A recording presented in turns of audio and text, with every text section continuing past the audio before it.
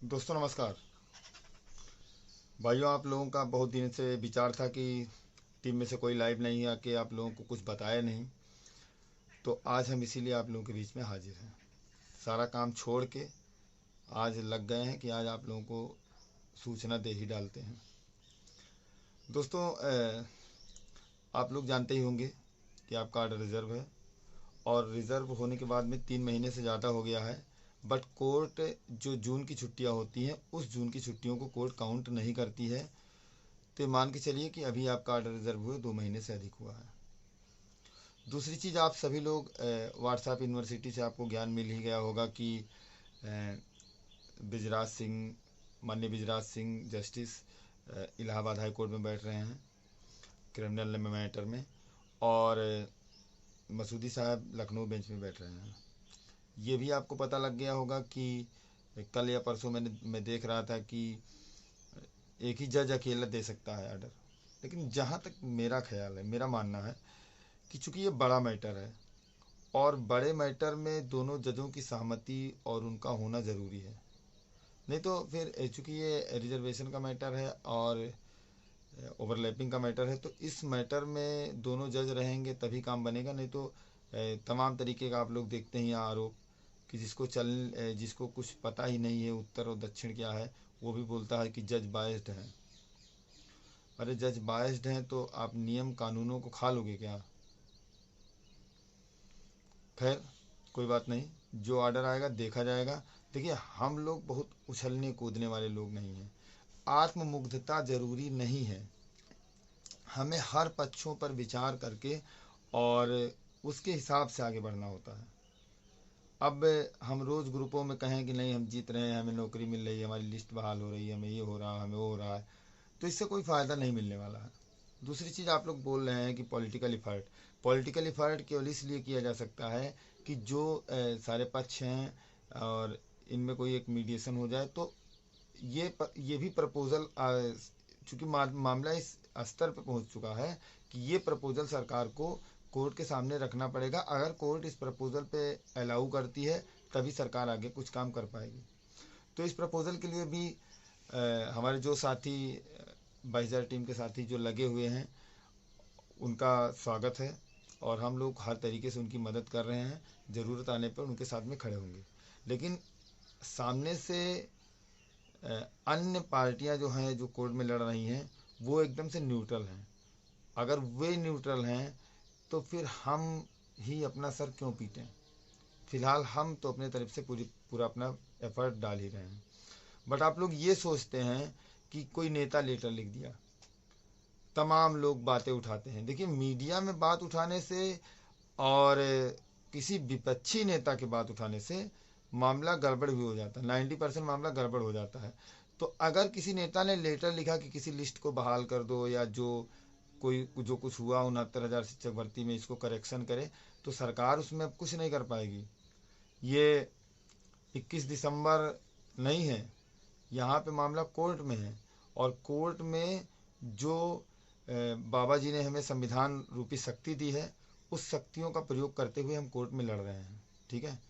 और हम बाबा जी के बड़े कृतज्ञ हैं, बहुत आभारी हैं कि उन्होंने आज ऐसा संविधान हम लोगों को दिया कि हम उस संविधान के द्वारा यहाँ पे भीड़वाद, उसी संविधान के द्वारा भीड़वाद खत्म है। नहीं तो लोग चाहते तो भीड़ के बल पे जो चाहते जितनी सीटें ले लेते, और जिसकी भीड़ कम होती उसको सीटें नहीं मिलती। तो कम से कम इस चीज़ पे रोक लगी है। भारत में लोकतंत्र लागू है और लोकतंत्र पे, विधायिका पे, कार्यपालिका पे, न्यायपालिका का अंकुश होता है। तो उनको न्यायपालिका के अंतर्गत काम करना पड़ेगा और न्यायपालिका में हमारा केस है। हमारे केस में जो भी आएगा देखा जाएगा। तब तक आप लोग को शांतिपूर्वक बैठना चाहिए, बिल्कुल निश्चिंत होकर। सिंगल बेंच में आप जीते हैं, कोई काट नहीं सकता एटीआरई का ओवरलैपिंग। मैं आपको बोल देता हूँ, मेरी बातों को रिकॉर्ड करके रख लीजिए। एटीआरई ओवरलैपिंग को कोई जज हटा नहीं सकता है। बट हम टेट पे गए हैं। टेट पे जो हमारा मानना है कि टेट पे भी ओवरलैपिंग नहीं होनी चाहिए, तो टेट पे भी ओवरलैपिंग रुकेगी। इसके लिए आप मतलब हम टेट पे तो बहुत ज़्यादा खुशफहमी में नहीं है, लेकिन दोनों जज जो हम लोगों ने रिटर्न सबमिशन जमा किया है, और रिटर्न सबमिशन बहुत ही बेहतरीन जमा किया हुआ है, और रिटर्न सबमिशन में हमने ये भी लिखा है कि जो भी हो सके अगर कुछ पेटिशनर के लिए अगर रिलीफ जैसी बातें आती हैं तो हम उसके लिए में तैयार हैं, और ऐसा हो जाए तो ही भर्ती का सुखद अंत होगा। क्योंकि अब मेरिट जैसी बात अगर आती है, बहुत से लोग बोलते हैं कि मेरिट पे आएगा, मेरिट पे तो आएगा, लेकिन क्या सरकार, हम भी जानते हैं कि 70% आर्डर मेरिट पे ही आ सकता है, बट क्या सरकार उस मेरिट को इम्प्लीमेंट कर पाएगी आज के परिप्रेक्ष्य में, ये सोचने वाली बात है। खैर दोस्तों, किसी के लेटर पे, किसी के नेता के, किसी के धरना से, किसी के प्रदर्शन से आपको बिल्कुल विचलित होने की ज़रूरत नहीं है। दोस्तों, फ़ोन आने की वजह से थोड़ा सा कट गया था। तो कुल मिला के कहने का मतलब है कि ओवरलैपिंग में आर्डर रिजर्व है। आप लोग अपना काम करिए, स्वस्थ रहिए, मस्त रहिए, और आपकी चिंता करने वाली टीम यहाँ पे मौजूद है। जो भी होगा हम उसके लिए फ्रंट पे लीड करेंगे, ज़रूरत पड़ेगी तो आप लोगों को भी उसमें शामिल किया जाएगा, ठीक है। और अगर धरना भी करना पड़ेगा तो 100 सोनार की 1 लोहार की होगा। परेशान मत होइए, समय देख कर वार किया जाएगा। हम जो आप बोल रहे हैं कि पॉलिटिकल वो क्यों नहीं कर रहे हैं, देखिए हमने सरकार के एक बहुत करीबी मंत्री से मुलाकात की थी पिछली बार ही, ज़्यादा दिन नहीं हुआ, लगभग 2 महीने, जिस दिन आर्डर रिजर्व हुआ उससे कुछ दिन पहले। तो चूँकि उन मंत्री को हम लोगों ने सारी बातें बताई, तो उन्होंने कहा देखिए आप लोग मतलब जितना समय यहाँ पे गंवा रहे हैं उतना समय आप कोर्ट में गंवाइए, और कोर्ट में जो आर्डर आएगा उसी को सरकार करेगी। भर्ती पूरा होने के बाद में सरकार के हाथ एकदम बंध जाते हैं, सरकार अपने तरफ से कुछ नहीं कर सकती है, जो कोर्ट करेगा वही होगा। तो कोर्ट अगर आर्डर दे दिया तो आप आइएगा हमारे पास में, हम उस आर्डर को इम्प्लीमेंट करवा देंगे, इतना हम आपसे वादा कर रहे हैं। बट अगर कोर्ट में मामला सब जुडिस है और हम आपको कह दें कि हम आपको नौकरी दिलवा देंगे, तो ये असंभव बात है। ये भारत का एक आम मंत्री नहीं, राष्ट्रपति प्रधानमंत्री भी नहीं कर सकते हैं काम। तो मामला सब जुडिस है, और जो कोर्ट आर्डर देगा उस आर्डर को आप लेके आइएगा। हम पूरी तरीके से कोशिश करेंगे, अगर आपके फेवर में आता है तो हम सरकार को आगे नहीं जाने देंगे, कोशिश करेंगे कि आपका मामला, आपका वो इम्प्लीमेंट हो जाए। EWS के मुद्दे पे बात आती है कि जो उस दिन सुनवाई हुई 5 तारीख को, तो सुनवाई के दिन चूँकि भैया इस समय गांव में खेती का माहौल चल रहा है और शादी विवाह का माहौल चल रहा है, तो हम लोगों का खेत उत बैठ रहा था, इसलिए हम और हिमांशु भाई दोनों नहीं गए थे। और वहाँ पे हमारे तरफ से 2 एक साथी मौजूद थे, और विनय पांडे भी मौजूद थे हमारी टीम की तरफ से, और वहाँ पे हमारे 4 एडवोकेट मौजूद थे। हम मतलब खुल के बोलते हैं कि हमारी टीम है और हमारी जो साथी टीम है उनके भी एडवोकेट, सीनियर एडवोकेट अशोक खरे सर और जीके सिंह सर, और हमारे एडवोकेट RK ओझा सर और नवीन शर्मा सर, सभी लोग वहाँ पे मौजूद थे। और सुनवाई हुई, सरकार पूरी दल बल के साथ आई हुई थी। बट जब सुनवाई शुरू हुई, हम किसी उस पर नहीं जाते हैं कि क्या हुआ क्या नहीं हुआ, लेकिन जब सुनवाई शुरू हुई तो सरकार वहाँ पे बैकफुट पर थी, और सरकार से जो भी प्रश्न किए गए, सरकार ने किसी भी प्रश्न का सही से जवाब नहीं दिया। हमारे एडवोकेट वहाँ पे हावी रहे, और जज साहब बोले कि मैं आर्डर तो आज ही रिजर्व कर देता, बट सरकार, अब देखिए बात समझिए कि जज साहब के कहने का क्या मतलब है। जज साहब ने कहा, सीनियर जज साहब MC त्रिपाठी जी ने कहा, और प्रशांत कुमार भी उनके साथ में थे, जज साहब ने कहा कि आर्डर हम आज ही रिजर्व कर देते, लेकिन सरकार जब जाएगी सुप्रीम कोर्ट, मान लिया आप अगर आर्डर से इत्तेफाक नहीं रखते हैं, अगर आप आर्डर को नहीं फॉलो करते हैं, तो आप ज़रूर जाएंगे आगे। तो अगर आप सुप्रीम कोर्ट जाएंगे तो कहेंगे कि सरकार का पक्ष नहीं लिया गया। इसलिए हम चाहते हैं इस मैटर में, मैं पूरा मामला एकदम समझ चुका हूँ, मैं चाहता हूँ कि इस मैटर में सरकार अपना पक्ष रखे।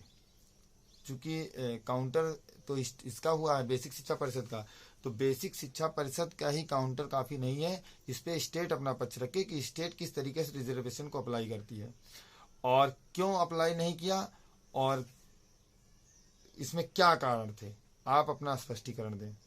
इस पर सरकार के वकील ने कहा जी यस सर, हम इस पे देंगे। तो उन्होंने कहा कि ज़्यादा समय नहीं देंगे आपको, कुल मिला के पहले तो कम ही समय दे रहे थे, बाद में सरकार के रिक्वेस्ट पे, चूँकि वहाँ से लखनऊ वो तमाम उनको सरकारी वकीलों को बहुत सारा काम रहता है, तो उन्होंने कहा कि सर हम इस पे बहुत जल्द मतलब इसको इस पर अपना स्पष्टीकरण देंगे, इस पर अपना काउंटर देंगे।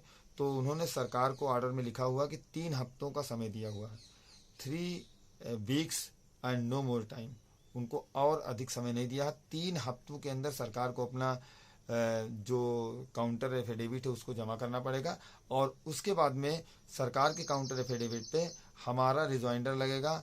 हम उस पर तगड़ा रिजॉइंडर लगाएंगे। जो भी उनकी बातें होगी, उनका कार्ड किस तरीके से तैयार करना है, उस कार्ड को हम तैयार पहले से आज ही से कर रहे हैं। क्योंकि इस समय हम लोग खाली हैं, ईडब्ल्यूएस मैटर की सुनवाई चल रही है, ओवरलैपिंग इस समय मतलब ऑर्डर रिजर्व है, तो हम उसकी तैयारी में पहले से लगे हुए हैं। और तैयार करके जो सिंगल बेंच में हुआ, सिंगल बेंच में हमारा एक साथी अकेला पड़ गया था, हम उस साथी को अब अकेला नहीं पड़ने देंगे।